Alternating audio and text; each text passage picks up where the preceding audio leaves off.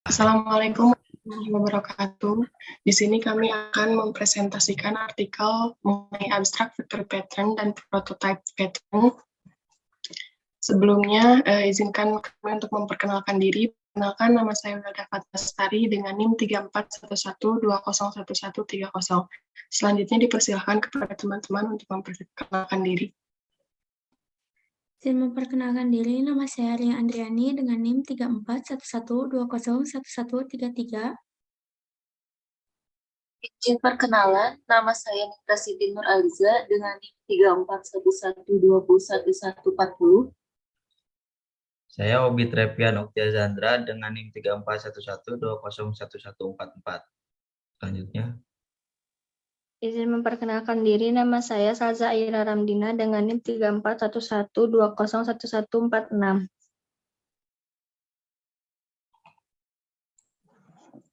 Yang pertama ada abstract vector pattern, di mana abstract vector pattern merupakan salah satu jenis creational pattern yang menangani mekanisme penciptaan objek secara adaptif, sehingga suatu objek tidak harus selalu sama dan di hardcode secara langsung.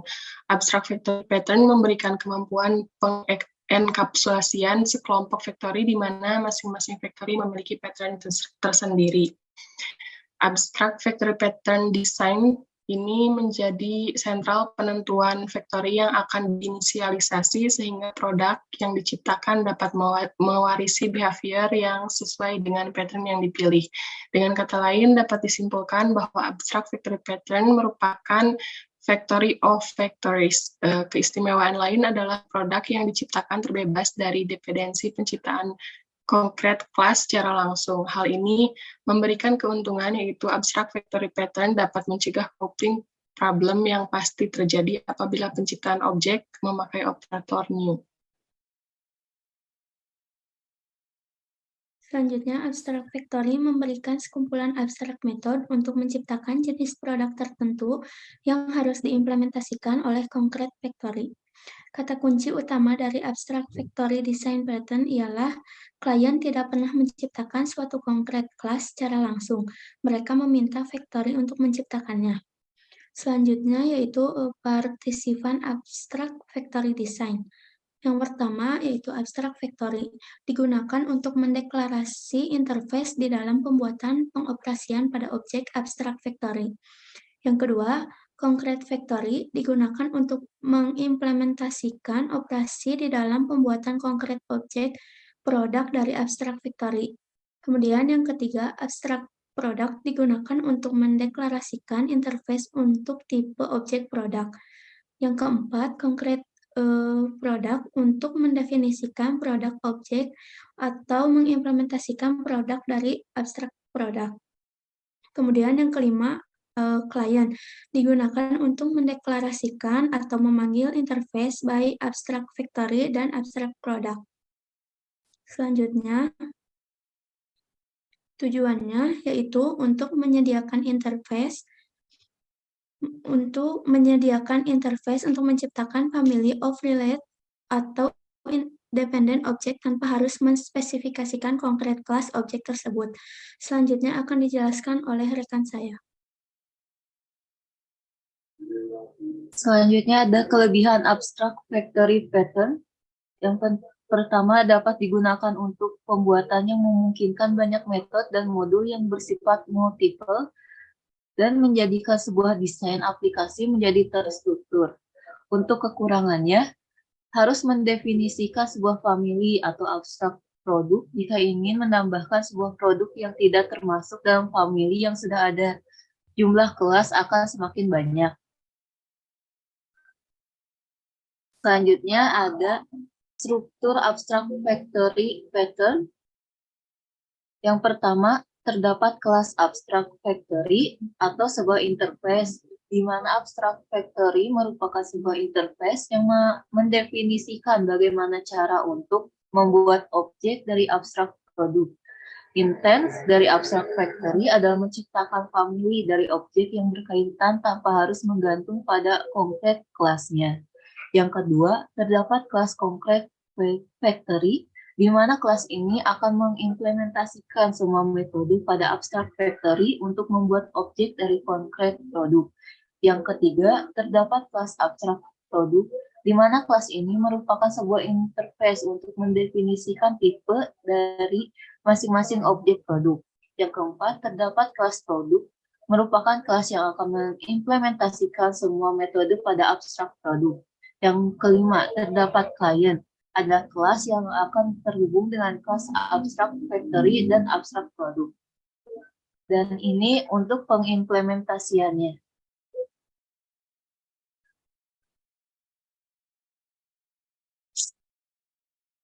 Selanjutnya akan dijelaskan oleh rekan saya.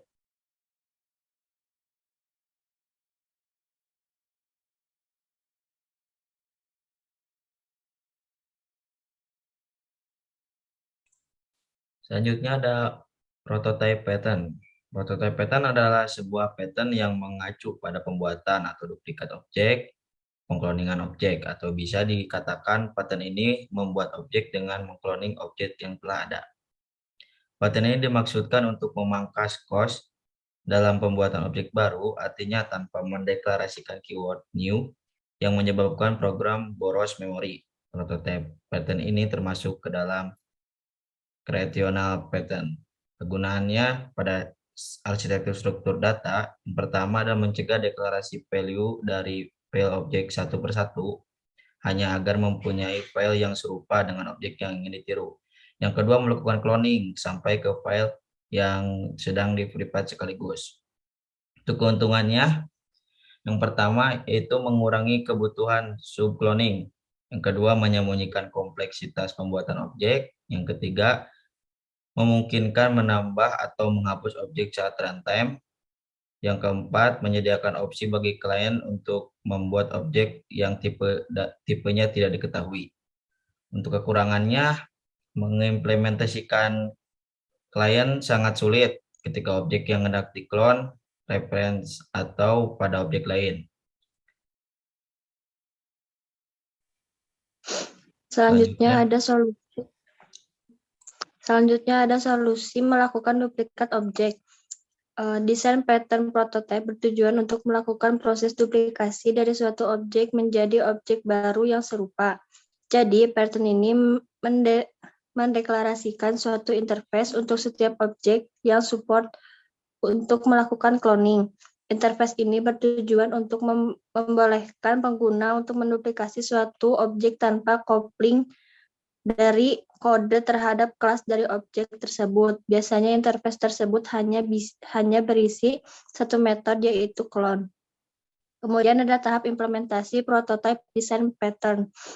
Yang pertama, membuat objek melalui menyalin objek yang tersedia. Kemudian objek yang bertindak sebagai prototype bekerja dengan mengelola state dari objek. Selanjutnya, cloning dan Java punya fitur ini, yaitu dengan memanggil clone method yang merupakan tipe interface. Selanjutnya ada implementasinya. Prototype adalah interface atau kelas abstrak mendeklarasikan sebuah interface untuk mengklon dirinya. Contracted prototype yaitu mengimplementasikan sebuah operasi untuk mengklon dirinya sendiri. Kelas ini mengimplementasikan interface prototype dengan mendefinisikan metode clone. Ketika metode clone dari objek contracted prototype dipanggil, maka ia akan mengembalikan objek tersebut. Lalu klien menciptakan objek baru dengan meminta prototype untuk mengklon dirinya dengan menjadikan objek concrete prototype baru. Metode cloning didefinisikan dalam setiap kelas concrete prototype. Clone dapat diimplementasikan baik berupa deep copy atau shallow copy. Melalui deep copy, semua objek akan diduplikasikan atau parent objek dan semua yang berkaitan akan di-copy.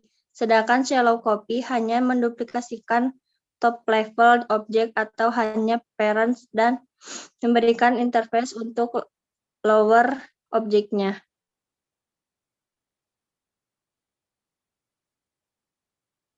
Berikut adalah contoh untuk pengimplementasiannya.